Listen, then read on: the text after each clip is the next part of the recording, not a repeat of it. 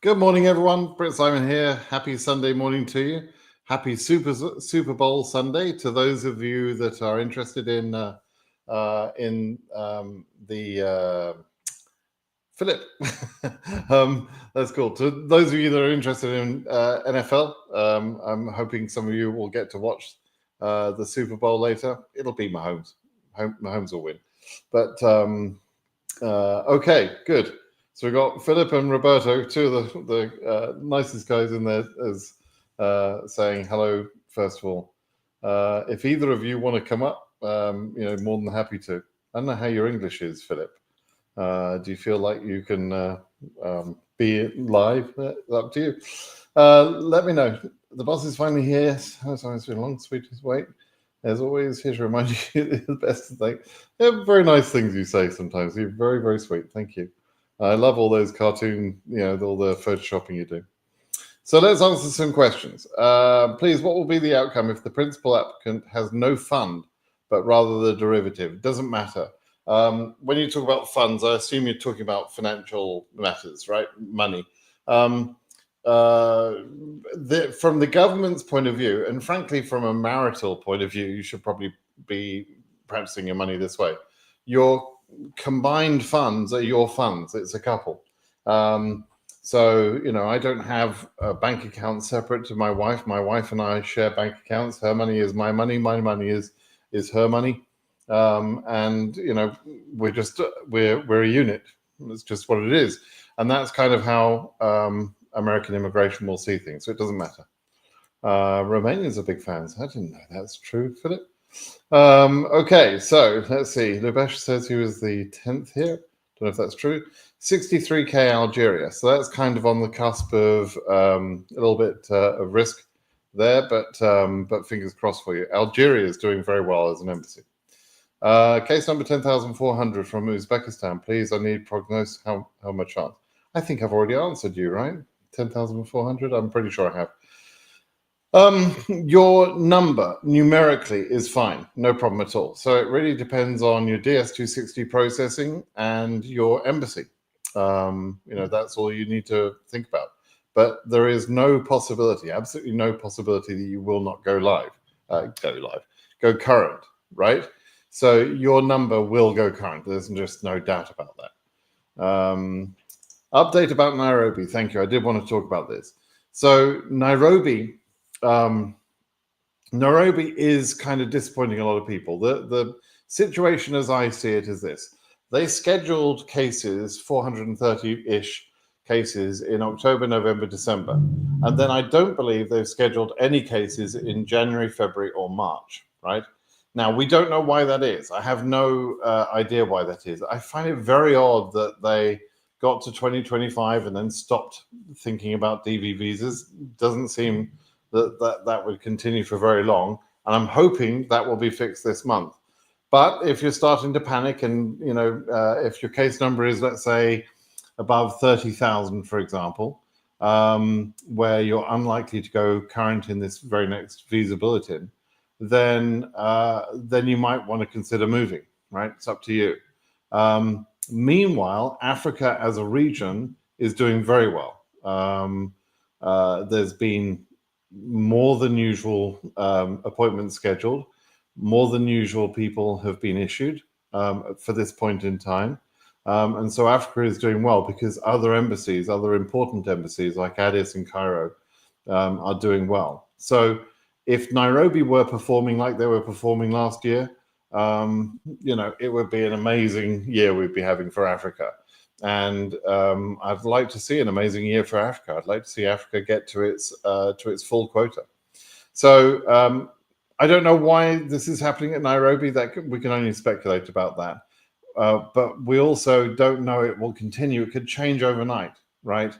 And so I personally, if I were at Nairobi, I would give them one more month's chance. That's just me. If you're not ready to give them that month's chance, that's fine. You can try and switch if you want. Wish you're okay, Squiggle. I don't understand how to read that name. What do you think about Algeria 57? When can I get my interview? If you can do any estimation, bro. Clearly, there's almost no need for me to be asked this question.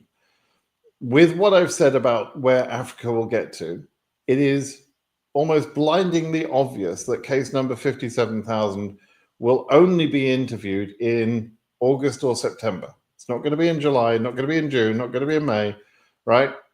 It's obviously going to be right at the end of the year, if at all, right? Now, there is a little bit of risk at that number, I would say, for Algeria, a little bit. It's, less risky than 63, as I think our friend asked earlier, but a little bit of risk. But I think you're probably going to be in the last month or two of scheduling, and I don't see any other option other than that. So, almost pointless asking me, to be honest. But there you go. I am dual from Somalia, so okay. Hello, Britt. Thanks for everything. We got our visa after the AP. Thanks for your advice. Well done, Jesus Lord. I mean, you are both a Lord and Jesus. Of course, we've got to give you a visa. I mean, I'm surprised you need one, to be honest with you. You could just have a word with someone. I'm very well, thank you.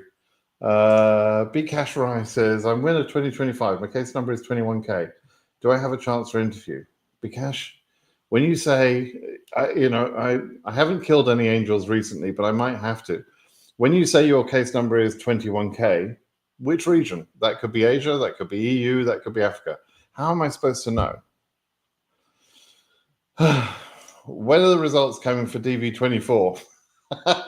Let me get a time machine, go back in time for DV24. I think you probably mean DV26, that you entered in 2024, right? So DV 2026 results will be out at the beginning of May, I think May 5th or 6th, something around about that. So May, every year, in the instructions, when you entered the lottery, it did actually explain that, but there you go. Nana KD says, please, what should I do as a DV winner if I don't have a financial sponsor and host in the US? Some embassies are pickier than others when it comes to this financial question, right? All of them, and let me just sort of underline this word, all of them should be applying some level of financial questionability. They should be thinking about whether you're likely to become a public charge in the USA or not. That is a standard part of all immigration law. There isn't a single type of case where that consideration is not taken into account, right? So, whether it's family-based, whether it's employment-based or anything else, there's always a consideration whether the applicant applying for immigration will become a public charge, which is the way to avoid becoming a public charge is by having enough money, right? Now, you can, in DV lottery cases, you can prove that you won't become a public charge by either your own savings, a supporter who fills out an I-134, a host maybe somewhat persuasive, a very good career that you've got, very good educational background or very good career or work experience that you have that is obviously employable in the USA. Any of those things, right? The CO is allowed to sort of take into account certain factors, any factors, basically, the totality of circumstances. And so, if you don't have an I-134, maybe you've got your own savings, and your savings should be at the very least $10,000 per person going through the process, right? So if you've got a family of mum, dad, and 2 kids, you should have about $30,000 to $40,000 savings, right? If you don't have that, but let's say you don't have a lot of money, but you are a software engineer or a lawyer. I mean, you should have some money, but let's say you've got a very good profession, very employable profession, but you don't have a lot of money. You will be given a little bit more credibility to your case than someone who's been an unemployed lumberjack for the last 10 years since he left school, right? And has never done anything, right? That person who's never done anything would be more of a risk. So your circumstances may not need an I-134 or a host, but if you can get those things, an I-134 or a host, that might make things a little bit easier. But it's taken on a case-by-case basis, okay? Good to see you too, Tewodros. Okay, good to see you too. Obidu says, my case has been on administrative processing from December 10th in Lomé. How long is it going to take to hear from them? I don't know. For me to answer that, I would need to be in direct communication with the Lomé embassy, which strangely I'm not, so I don't know. My name is Tilbury. I used to live near a place called Tilbury. Just say anything about Nairobi. I did. AF 41,000, is it safe this year? Almost a ridiculous question of obviously it's safe. Like the number is safe, right? Hello, sir. Is it true after the President Trump took over, he removed Greencard now? No, that's fucking bullshit. What about the 2026 applicants? Are they cancelled? No, that's also bullshit. Please, when you hear stupid things about Trump, just understand it's normally bullshit, right? And you know, so Trump tried to end right, and I mean, understand also, Trump is not a king; he's just a president, and a president works within the confines of the way that the American government works, right? So he's had 3 significant executive orders blocked already, like the birthright citizenship thing blocked, right? He did what were the other 2? I can't even remember what the other 2. But he's had 3 things where Trump has said, I'm going to do this, and I've written an executive order. And either he's had to rescind that executive order, he wanted to stop payments, federal government payments, and everyone said, you're a moron, Mr. Trump, you can't do that. And he said, yes, I can do whatever I want. And then the next day he retracted that executive order because it was moronic. 2 other executive orders, he's been sued and stopped by federal judges. The birthright citizenship is one of those things. So he makes shit up. It doesn't matter what he makes up. A lot of it is just not going to happen. And canceling the lottery is one of those things that just can't happen because Trump says so.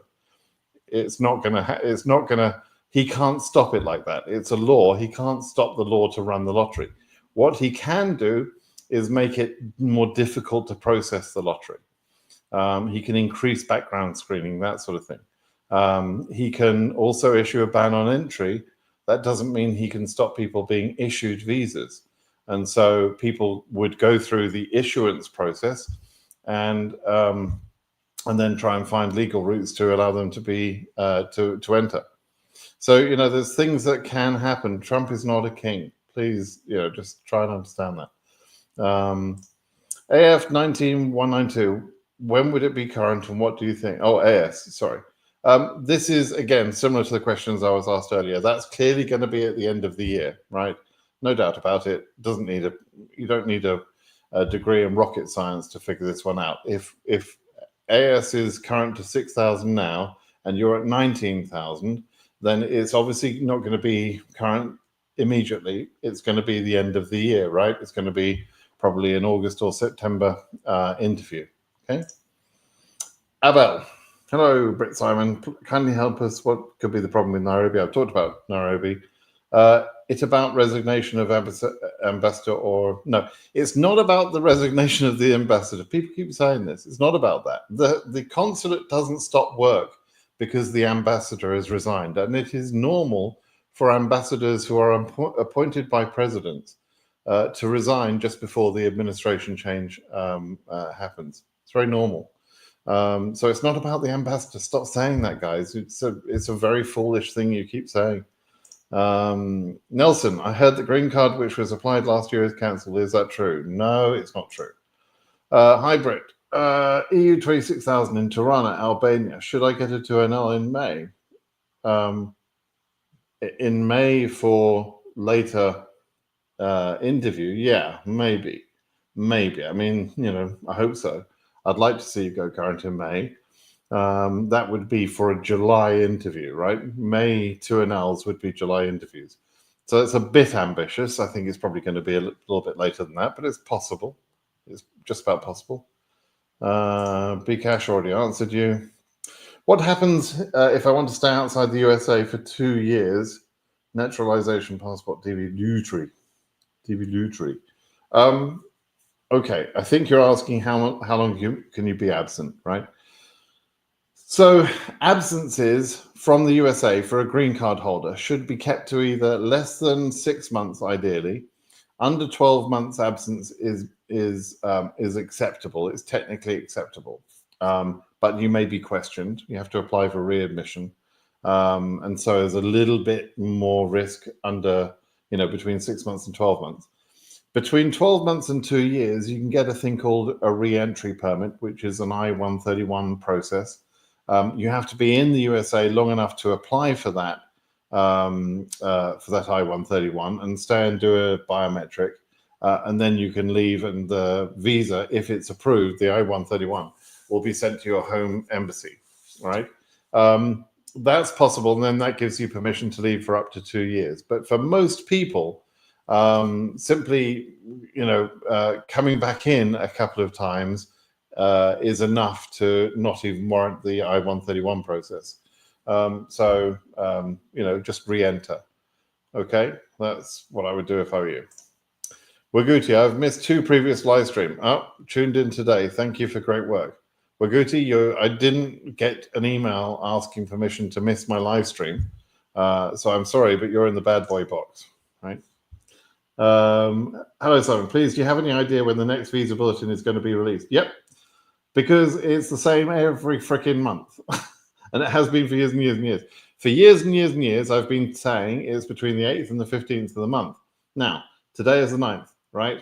Which means that the 15th will be on Friday, I presume. Is that right? Yeah. And so it's going to be between Monday and Friday of this week. It was not released on the weekend. That's why it wasn't released yesterday or today. But it will be released either tomorrow, Tuesday, Wednesday, Thursday, or Friday. It will be released in that timeline. It's amazing how consistent they are. How are you, sir? I actually live in China, and I and my wife won the lottery. Good. I want to know if our case number is, say, 54K. Okay, so that's an Africa region. It helps me if you give me the region. It can't be any other region because there's no other region that high. Your case number is quite high. It's likely to become current. I can't say 100% that it's safe, but I think it's pretty safe. But it is high, which means you're not going to be current until probably July or June. And I'm talking about the visa bulletin that's released in June or July, right? Which means an August or September interview. That's what you'll probably get. Okay. Afghan boy is asking again, when would it be current? I've already said. Abdullah says, thanks for being there. Freetown Embassy have started the interview, but most of the cases are under 221G refused. Is there possible for 2NL this month? One point you're making about the 221G refused doesn't have anything to do with 2NLs, right? There's no connection between those two things. Why there seems to be quite a few cases under 221G at Freetown at the moment, I don't know. Is it possible to get 2NLs this month? Yes, of course. Will the visa bulletin be published tomorrow, says Philip? Yeah, probably. I suspect it will probably be tomorrow, Philip. Maybe Tuesday. But yeah, I think it's going to be that. Certainly this week, right? We all know the dates now. My case number is AS197,000, 19,000. Is there still hope for me? Yeah, similar to the questions I've answered. Same sort of thing. You've got some chance, but you've got some risk. Born in Ivory Coast, but live in Belgium. Does I have a chance? Just because, so it's not a problem if you live in another country, right? The fact that you live in Belgium doesn't make any difference. Your chances are not because you're someone from the Ivory Coast in Belgium. That doesn't affect your chance of processing. What affects you is your DS-260 processing, your embassy availability capacity, and your case number. That's it. That's all there is to it. Hi, Simon. Should a host fill out any form to confirm support for principal applicant? An I-134 is preferred. The government like to see the I-134. It's not legally binding on the supporter. And it is a kind of a pain in the ass form to fill out. But that's what they like to see. So as a host is an informal relationship. But if the host wants to formalize that a little bit more and give you a better chance, then an I-134 is the way to do it. The other thing you could try is maybe a host could write a letter saying that they're going to provide, a place for you to live, assistance getting, work. They'll help you drive around until you get work and can save for a car and all this sort of thing. That might help, but the formal way of doing that is an I-134. Okay. Samanda, winner I know in DV24 got interview date and time in an email. Is that normal? Doha Embassy. Yeah, sort of. Well, sort of normal. The actual normal 2NL process is you get an email saying you've got updates at this website, right? And the website being the ESC page, which is where you went and checked whether you were a winner or not. It had your you are selected letter, right? That's the ESC page. So the email you get normally has no details at all about your interview date. And it just tells you to go to the ESC page. And there you see an appointment letter. Your original you have been selected letter is replaced with the appointment details. However, there are sometimes, rare, but sometimes when that system gets broken somehow, and they send out emails saying that your interview will be on, so-and-so embassy on this date. And, that has happened in the past. And in fact, it's just happened quite recently. So it's about twice it's happened in the last year. And there were some cases like that in DV24. But the normal process is more what I described. An email with no details telling you to go and check the web page, and the web page has the details. Okay.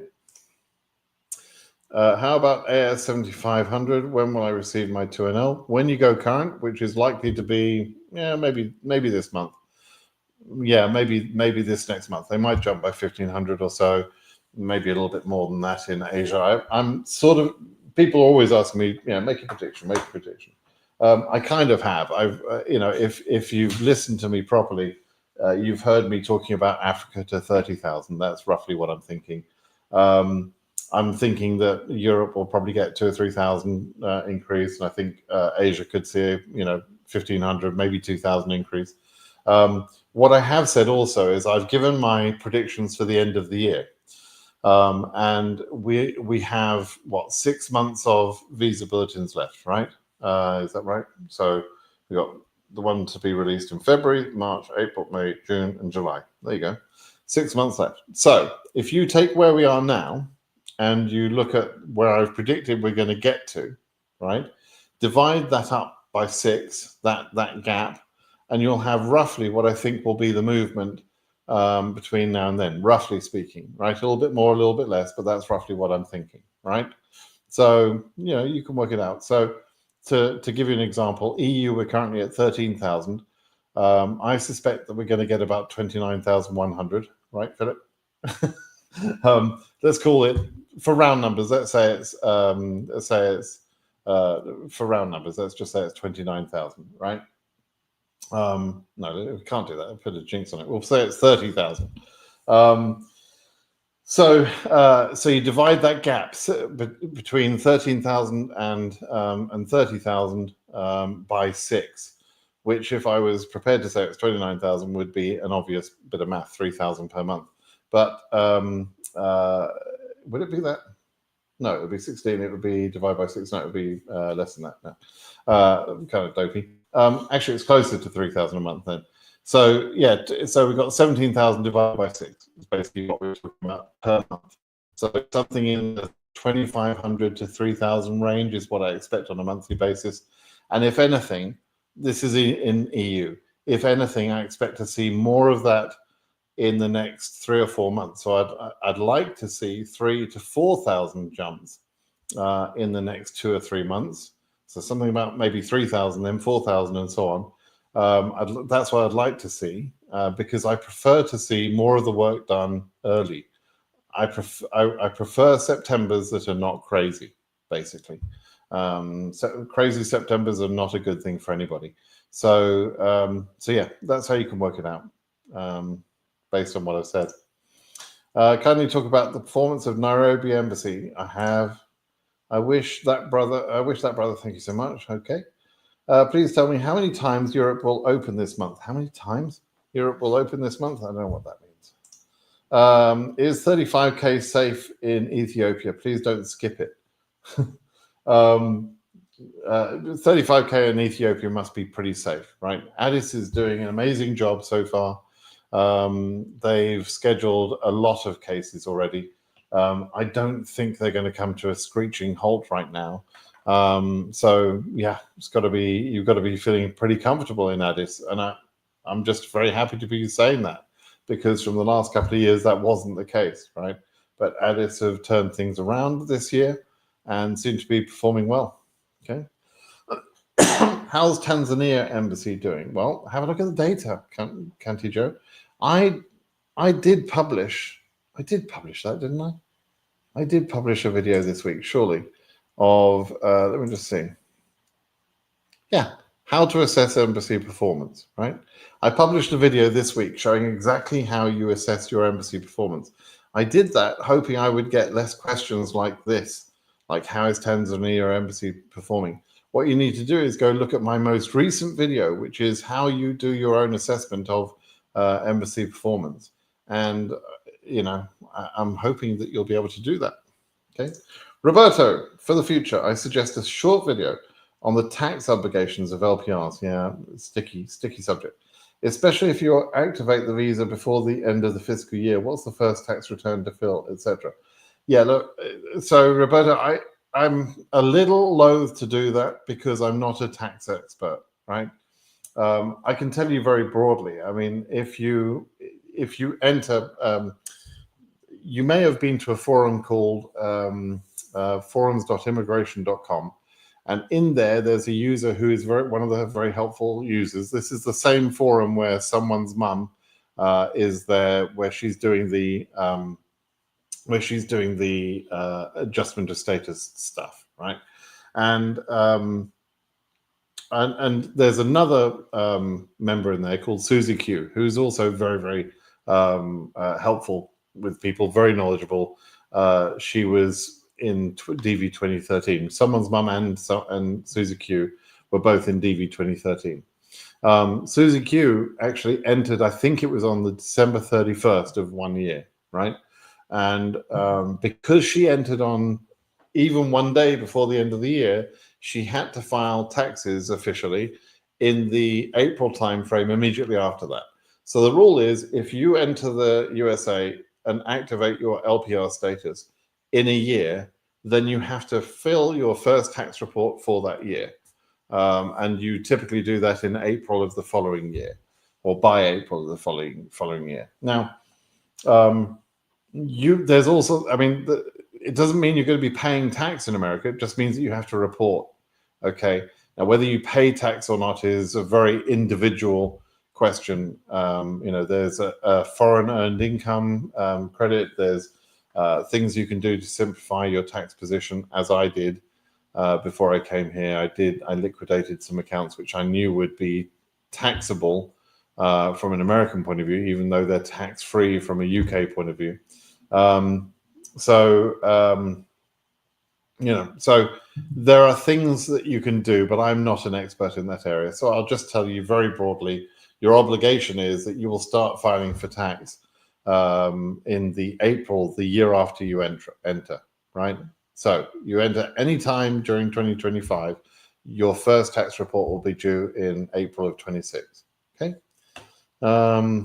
Okay. Where's my little mouse gone? There we go. Good afternoon, Joe. How you doing in the USA? Good for you. Alpha, I went to the interview, but my passport was giving back to me, but they hold my remaining document and say they will get back after the medical and verification of marriage. Any hope? Yeah, you got some hope. I mean, I don't know anything about your case, so I don't know exactly what they're thinking, but there's nothing there that says they're not going to give you a visa, right? Nothing from what you said. One point I will make is that they always hold on to the other documents. They don't give the other documents back.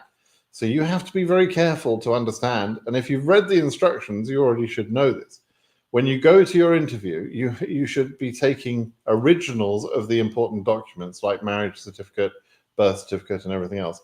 but also copies of those documents, because you want to show them the birth certificate, but then say to them, I've got a copy of that if you'd like to keep it.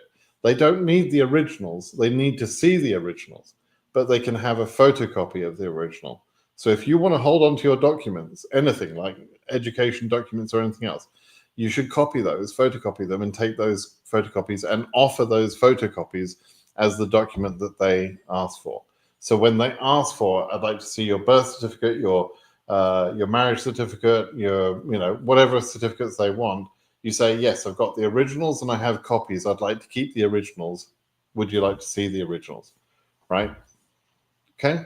So be careful about that. And you'll never get those originals back, by the way. You'll never get any documents back from them. The only thing they give back to you is your passport. I'm a winner. My case is 21K in Iraq. How is my chance? Can I get the interview?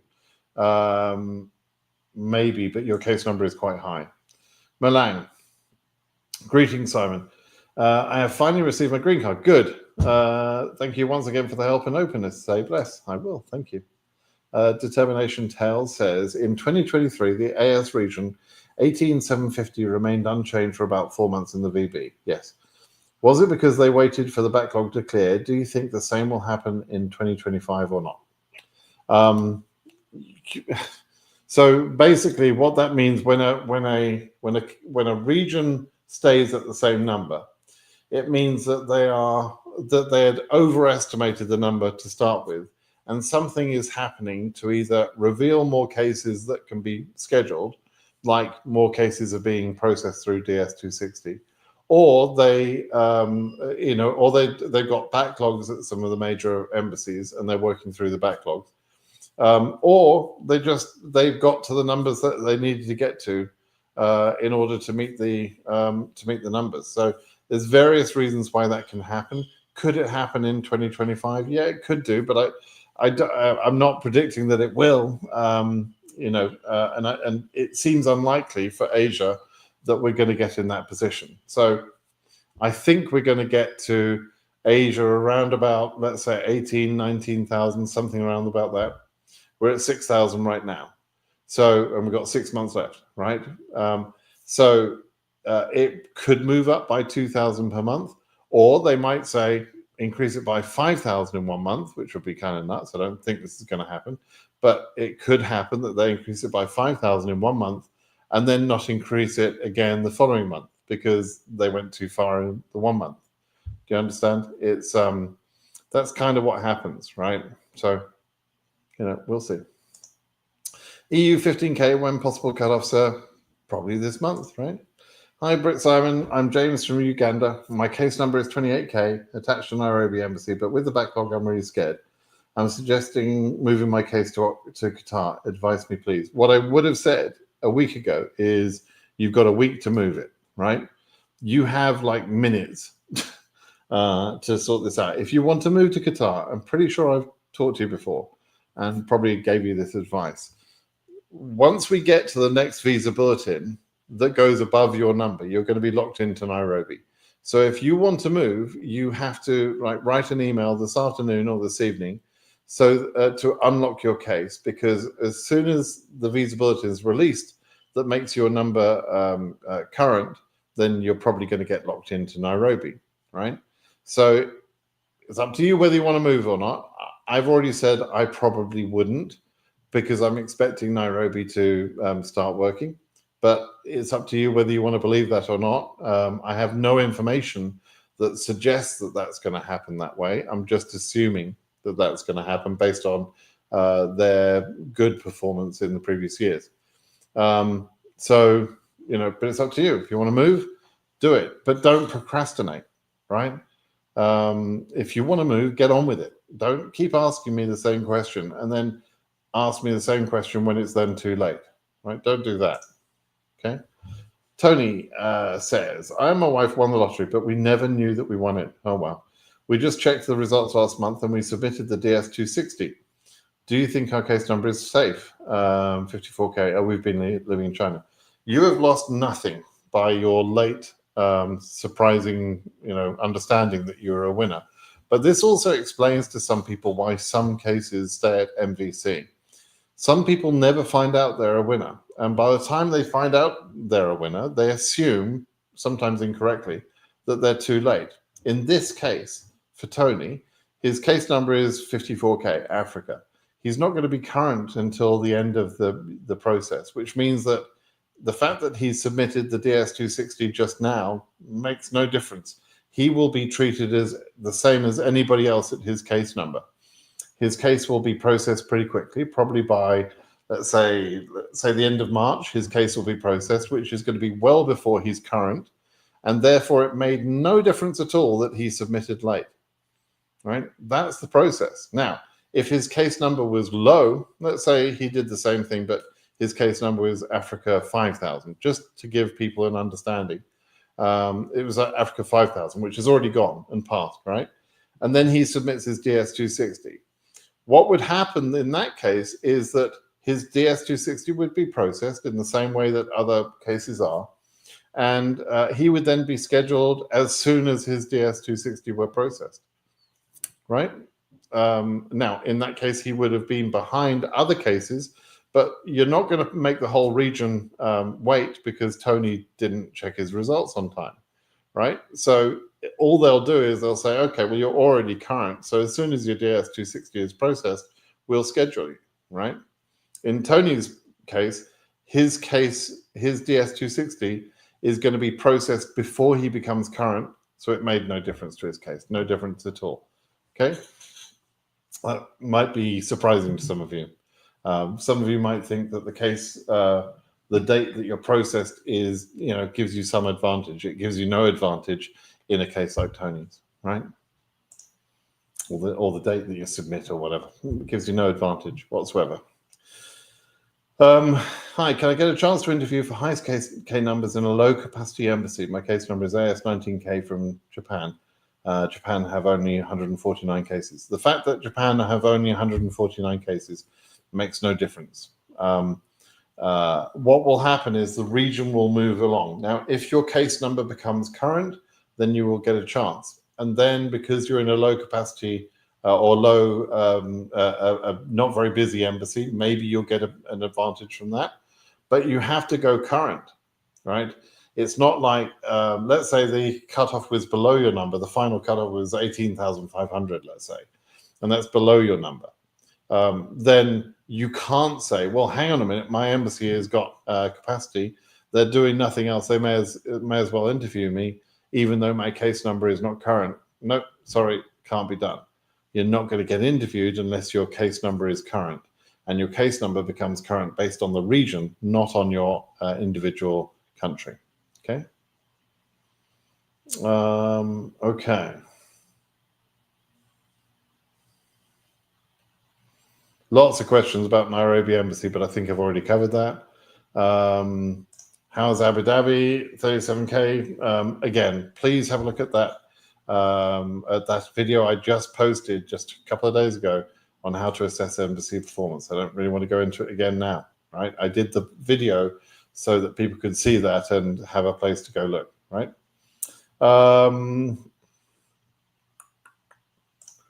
My friend has a green card for more than 10 years. He's just visiting us every 6 months, and that's all. Is that legal? It's sort of troublesome, right? So when you say every 6 months, so I think probably he's going in at just under 6 months, which gives some advantage. Oh, okay. I'm going to do about 15 more minutes of this video, and then I've got to go driving. I'm teaching my daughter's boyfriend to drive, would you believe? That's my life these days. My daughter just passed her driving test, so now her boyfriend wants to drive. So if he's entering, if this your friend is entering just under 6 months, then he's playing kind of a bit of a game with the rules a little bit, right? It's not strictly speaking illegal, but sooner or later, one of the immigration officers at the port of entry could say that they believe that he's not honoring the terms of his green card. The green card says he's supposed to live in America. and they could refer him to an immigration judge. That's much more likely to happen if he leaves that gap more than 6 months, 6 to 12 months, right, between that time period. But if he keeps coming in under 6 months, he's probably sort of getting away with that a little bit. 10 years is extreme. He's obviously not living by the terms of the green card. That's kind of naughty. And he'll probably be referred to an immigration judge sooner or later, whether it's above 6 months or after 6 months. So, we'll see. Mantha, hello, how are you doing? You're back in Canada, I believe, right? Happy Sunday. I'm getting a little cake with your portrait on it, and we'll celebrate the LPR status with the family. Cheers. Mantha, how's the preparations for war going? I mean, I think Canada is getting ready for war with America, thanks to Trump's ridiculous comments, right? We'll see. FC Barcelona TV. Hello, Simon. Any idea about this case number? 2025 AF 57,900. UND, any hope for interview, please? Yeah, I mean, I've already talked about where I expect Africa to get to. Europe, the higher range of, well, not the highest range of where I expect it to go current, but you're at that sort of slightly risky range. So, we'll see.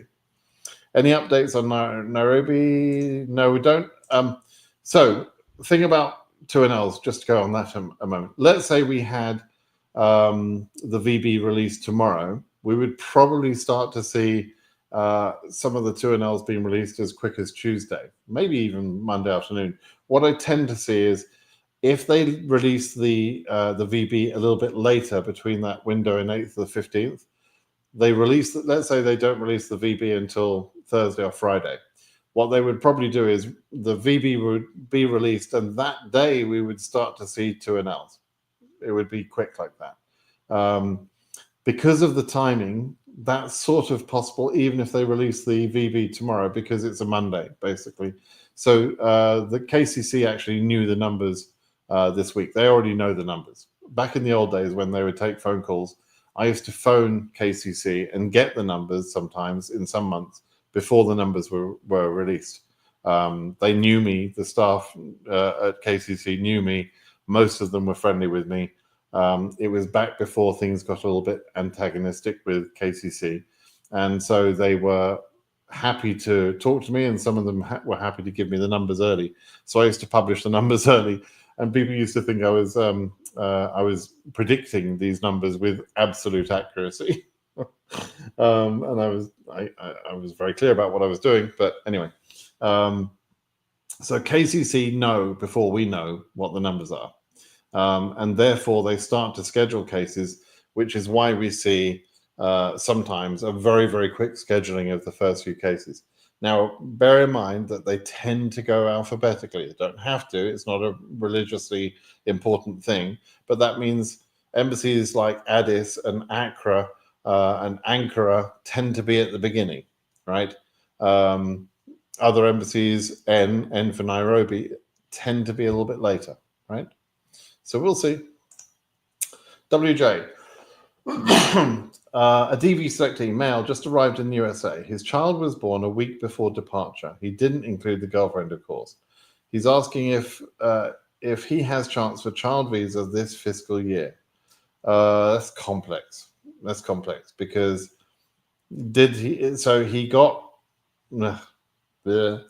so there's a thing he should have done. He should have contacted the embassy to say, what are my options? By entering the USA, he's kind of made life a little bit more difficult. The date of birth isn't going to work if he leaves now and comes back. He's kind of made things a bit difficult. And probably his only real solution is to sponsor the child later on. But he's going to have to do that for the spouse anyway, right? So, the mum's not going to say, yeah, take the baby and bye-bye to the baby, right? No consular officer is going to believe that's going to happen. So, he's probably got to go through a family sponsorship case. But if he wants to, he can talk to a lawyer and decide what to do, right?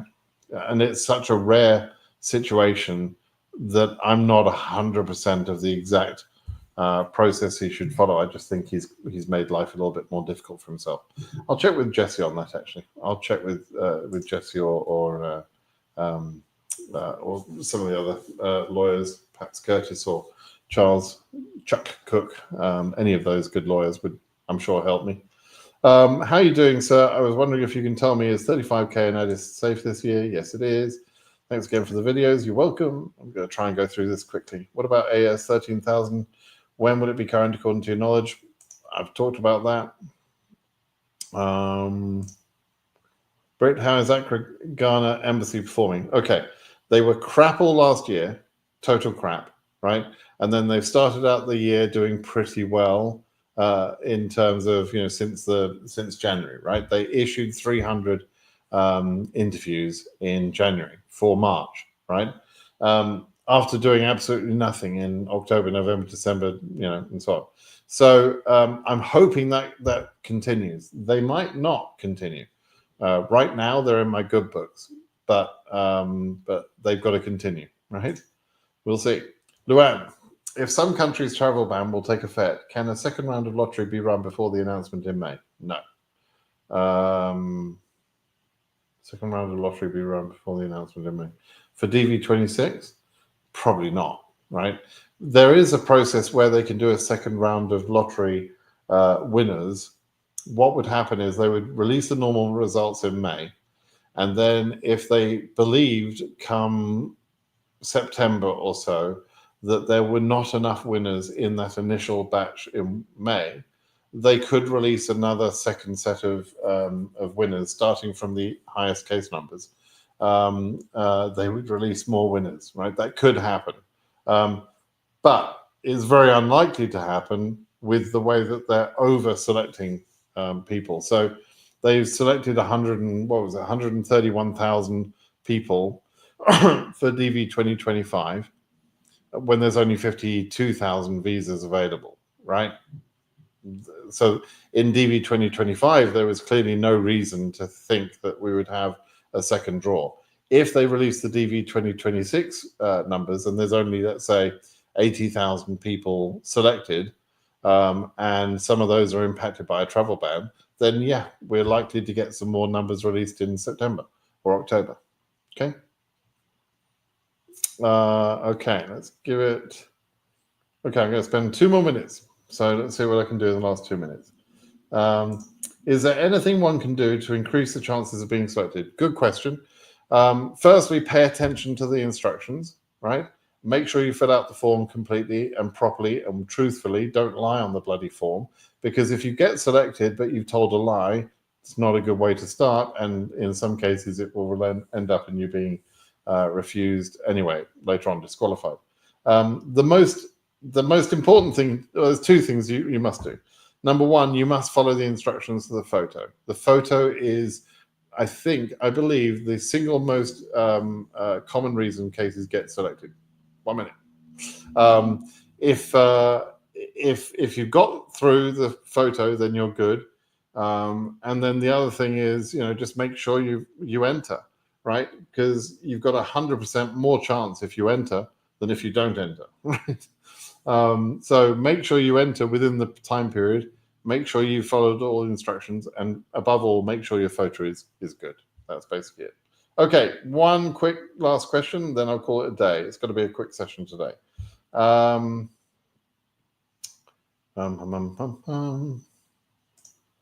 Okay, this will be the last question. It's an interesting question. If my name spelling on my passport and birth certificate printed from the country of citizenship, place of birth are matching but different from country of birth registry records, is that a problem? Oh, hang on.